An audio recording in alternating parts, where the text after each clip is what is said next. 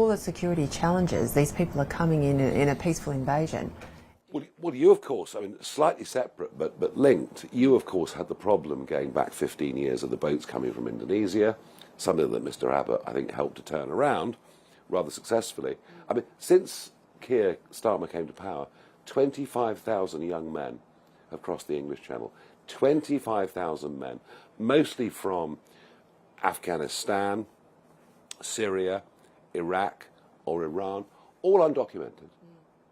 All of whom throw their iPhones in the sea when they get to 12 miles from our shores, chuck their passports in the sea. I've actually been out and filmed this and watched them doing it. This is the issue about values too. So there's a huge security threat. Yeah. There's a numerical problem with schooling, housing, etc. There's a community cohesion problem. But perhaps above all, there's a national security problem. And it's real. And we are beginning to see, in Europe particularly, more and more of these young men committing crimes of the most heinous, most astonishing nature. You've seen motor cars. I mean, what's the point of banning knives if people drive cars into crowds? So I want to ask you, because this will be a feature of our campaign, which is about to start in Australia, when the Prime Minister calls it, that we have never had before. Parties that identify as Muslim only, that are trying to harvest Muslim votes to not at this stage run candidates, but to influence particularly the Labor left. So they run very heavily on Gaza issues. Now, it's been a feature here for some time. No, it's quite recent, actually. Is it here? It's quite recent. From the councils, it's now though in the Commons. How do you tackle it here? Sectarian voting. I've grown up seeing Northern Ireland with sectarian politics. And, you know, everyone forgets how awful Northern Ireland was in the 70s, 80s and through the 90s. You know, 3,500 people killed, thousands more maimed, wounded. This was sectarianism between Catholic and Protestant in Northern Ireland.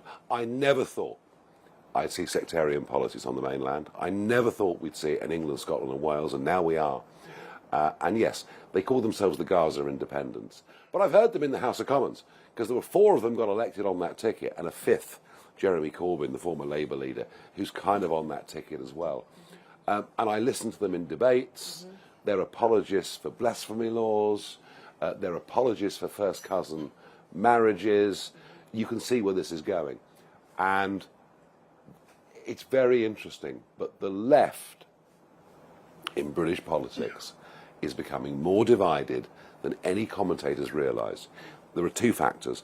One is the pro-Gaza independence, and if you look at the demography, the sheer number of young Muslim teenagers living in northern cities and towns who will be eligible to vote by the time of the next general election. Gaza independence next time won't win 4 seats, they'll win 30, maybe 40, all coming straight from the Labour Party. Labour will rue the day they welcomed all of this stuff and encouraged all this stuff. And the other element is the Green vote. And the Green vote now is a solid 7 to 8% in this country. It's not going anywhere because there are people out there who, through the indoctrination of the university system in particular, think we're all going to be dead by next Thursday and we should all never fly again, never own motor cars. I mean, sad, miserable lives. It is.